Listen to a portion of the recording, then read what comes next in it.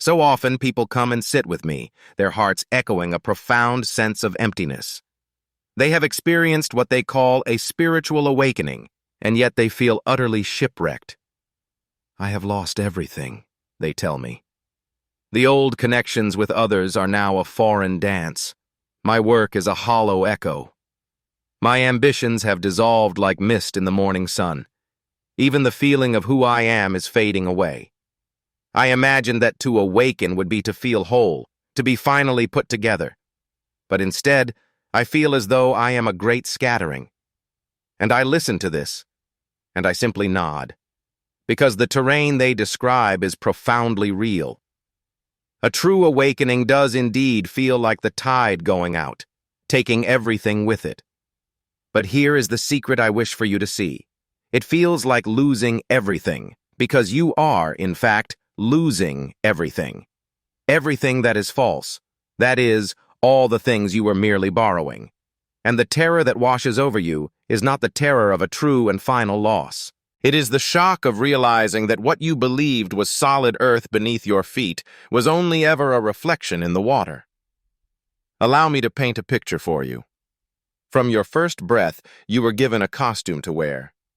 Your parents gave you a name to answer to. The world gave you a part to play. Your culture wove for you a tapestry of beliefs, of shoulds and should-nots.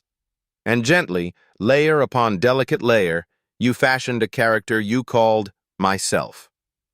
This self had its tastes, its certainties, its ghosts of memory, and its dreams for a time that had not yet come. It had a story of its origins, of its journey, and of its destination. And you became so captivated by this wonderful creation that you forgot you were the artist. You mistook the painting for your very self, the real, the solid, the permanent and unchanging jewel at the center of your being. And so, everything you did, every path you chose, every heart you met, was arranged to protect and polish this precious sense of self, this marvelous fiction. Now, what occurs in this great awakening is that you begin to see through the illusion. Not with the clever mind. Any mind can grasp the idea that the ego is a construct. But this is a seeing, with your entire being, a direct perception that this entity you have called I is nothing more than a flowing current of thoughts, a shimmer of memories, and a ripple of sensations, loosely bound by habit. There is no solid center, no unchanging core, only a dance, unfolding moment by moment, with no one leading it. And this sudden seeing is, at first, completely shattering. Because if there is no solid self, then who indeed are you? If this self is but a tale told, what becomes of all its chapters? The treasured artifacts of that narrative. Your triumphs now seem like echoes in an empty hall. Who was the hero of that grand tale? And your connections to others begin to feel like a dance of shadows. Which phantom is reaching for another? The grand architecture of your future crumbles, for whose tomorrow was it ever? And so, this awakening can feel like a great dissolving. You are letting go of the very ground of illusion you mistook for solid earth. The mask you wore, the character you played, is fading. You are stepping out of the intricate game of becoming, of seeking to be someone of consequence, of arriving at some distant shore, of sculpting an identity from the clay of time. And the mind, in its habit, greets this emptiness as it would any other loss, with a tide of sorrow, a whisper of fear, and a frantic scramble to reclaim what has slipped through its grasp. You try to rebuild the old, familiar dream. You search for new philosophies to furnish the empty rooms of the old. You attempt to fill the silent space with spiritual notions, new rituals, new destinations on the map. Anything at all to avoid the stark, clear recognition that no one is there, and no one ever was. But here, you see, is the great misunderstanding, the point where the path seems to fork. Most believe the emptiness is a problem to be solved, that they must somehow restore what has vanished.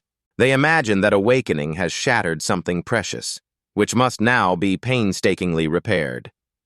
But the loss is not the sickness. The loss is the medicine.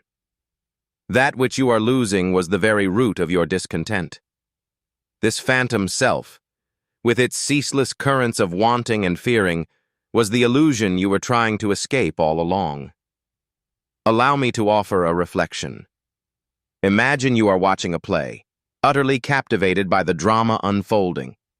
You have merged your own consciousness with the hero upon the stage. When he faces peril, your own pulse quickens. When he grieves, a shadow falls upon you. When he finds victory, you feel the swell of that same joy. The dream on stage has become your reality, his heart, your own. Now, what if a gentle voice were to whisper in your ear that this is, after all, only a play? That the hero is an actor in a role, and that none of this is truly unfolding? There is a momentary confusion, a flicker of dissonance, is there not? A feeling of loss, as the deep current of emotion you invested in the tale suddenly appears so curious. And yet, in truth, nothing of substance has been lost at all. No one truly suffered. It was always just light and shadow dancing. This is the great revelation. The story of your life and the central character that you call I is like that play upon a screen. It is not that your life is without meaning or substance. The great drama can still be savored, enjoyed, and one can dance with its unfolding. But the desperate clinging to the character, the fixed belief that you are that role, and that your very survival hangs on the story's end, that is the illusion that dissolves. And so it feels like losing everything, for you have wagered your entire world on this one identity. Now, here we come to the wonderfully tricky part of the game. You cannot simply decide to let go of the character. You cannot think your way out of the dream, or force your way out of it, for the very self that would be trying to escape is itself the central player in the drama.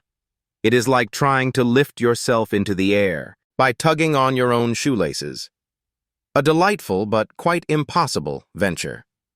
What happens instead is a kind of gentle wearing away, a softening that comes from simple seeing, from awareness. It comes from watching the river of experience flow without trying to steer it. This constructed self gradually releases its grip on you, not because you have defeated it or risen above it, but simply because you have seen it for what it is. And once an illusion is truly seen, its spell is broken forever. This process of seeing through the mask of the self is what brings the feeling of profound emptiness. Every time you see through another cherished belief, another pattern of holding on, another identity, there is a small and quiet death. And this awakening is not one passing. It is 1,000 passings. The death of the person you supposed you were, the death of the story you believed your life ought to be. It is the dissolution of your certainty, your security, your sense of solid ground. We often speak of this awakening as a singular flash, one dramatic moment of final insight, after which all the waters are still and clear. But this is seldom how the river flows. More often it is a gradual, gentle unraveling. Things that once seemed so terribly important begin to lose their weight and float away. Relationships that were founded upon a constructed identity will naturally transform or dissolve.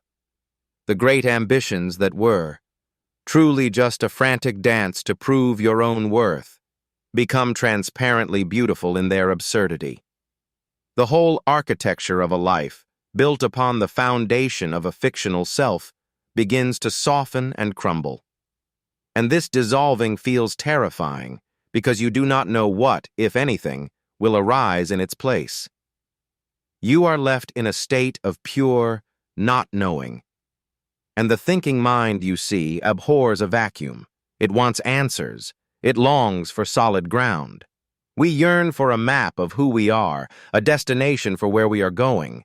But awakening dissolves the map itself. The ancient mystics called this passage the dark night of the soul. And it is indeed a journey through shadows. And let us be clear, in this space, you feel adrift, unmoored, as if the meaning has drained from the world. Every story you built your life upon, every pillar of identity, is revealed to be a beautiful, hollow shell. And you have not yet perceived the light that shines beyond this profound emptiness. You are in the silence, the interval between the fading dream and the true morning.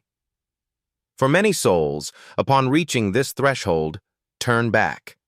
They cannot abide in the vast, open space of the void. And so they weave a new story, often a spiritual one. They become the one who has awakened, the eternal seeker, the enlightened soul. But this is the old self, simply wearing new, shimmering robes. It remains the same play of separateness, of striving to become, merely with a different stage and holier props. The true passage through this luminous darkness asks for what the busy mind finds unthinkable, the art of doing nothing. Not the project of fixing yourself, not the search for a more noble identity, not the impulse to fill the silence, but to simply be with the feeling of loss, the vastness of not knowing. To allow it to be precisely as it is, without the urge to resolve it or to run from its presence. And here, a marvelous secret begins to reveal itself. When you can rest in this sense of loss without a struggle, you begin to perceive that the emptiness is not empty, the void is not a vacuum. In truth, what you perceived as an ending was, in fact, an opening. What felt like a final breath was the first. You see, when the mask of the false self dissolves, what is left is not nothingness. What remains is everything. When you cease to be the small, separate wave, a defended thing in a vast ocean, you discover that you are the ocean itself. Not as a clever idea or a comforting belief, but as a living, breathing experience. The boundaries that seemed so solid between you and the world begin to melt like mist in the sun. And you come to see that you are not in the universe, you are the universe, witnessing itself from this wonderful, fleeting point of view. This is the secret the Hindus share when they say, Tattvamasi, thou art that. This is the heart of the Buddhist teaching of no self. Not that you cease to exist, but that the small, walled-off self you imagined yourself to be is a beautiful illusion. What you truly are is the entire cosmic play, enjoying the dance of being this person for just a little while. This realization cannot be grasped by striving for it. It only arrives. When you release all that obscures the view. And so, this awakening often feels like a great emptying, for you must let go the dream of being separate, to awaken to the reality of your own wholeness. But let us be quite clear on this point. This is not to suggest you will emerge as some manner of flawless being, free from challenge or sorrow. You will still inhabit a body that ages and ails. You will still have your tastes, your quirks, your unique melody. You will continue to dance with the world, to choose paths, to weave connections with others. The profound shift is that you are no longer tricked by the idea that the character, playing this part, is an isolated fragment, to be guarded and endlessly advanced. The river of life flows on, but the frantic need to control its current simply dissolves. Events will still hold meaning, but not with the same burdensome, worried weight. You will still care deeply, but without being chained to the fruits of your actions. You play the great game of life, but with a quiet knowing that it is a game, and this transforms everything. So, when the feeling arises that you are losing everything in this great unfolding, understand that what is truly falling away is your suffering. What you are losing is the heavy cloak of a separate self, forever striving to secure its own existence. What you are losing is the cage built of your own thoughts about who you ought to be and how your story ought to unfold. And yes, this letting go is poignant, exquisitely so at times, for it involves the gentle death of everything you once believed was solid and real. But on the other side of that, Dissolution lies a reality so vast, so free, that every perceived loss becomes a profound gain. On the other side is the knowing that you never truly possessed anything to lose in the first place, for you were never the small, separate thing you imagined. You are the entire ocean, not a single wave. And while the wave may crest and dissolve, the boundless ocean remains. You are the infinite sky, not a passing cloud. And though the cloud may drift and vanish, the sky is untouched. This is the truth you find when you cease to run from the loss and allow yourself to fall completely into it. So do not resist this feeling of emptying. Do not try to hold on to what is dissolving. Let it go. Let it all drift away, the roles, the ambitions, the stories you tell, the mask you wear, all of it. Not as some spiritual duty, not as a path to be followed, but from the quiet realization that you can't grasp the wind.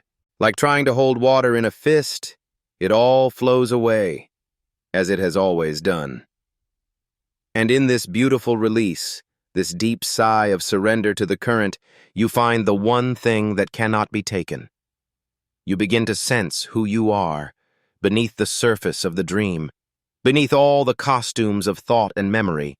You touch the silent, unchanging space, the awareness that was here before the wave of your life arose, and will be here when it returns to the sea. You will find you have arrived where you always were.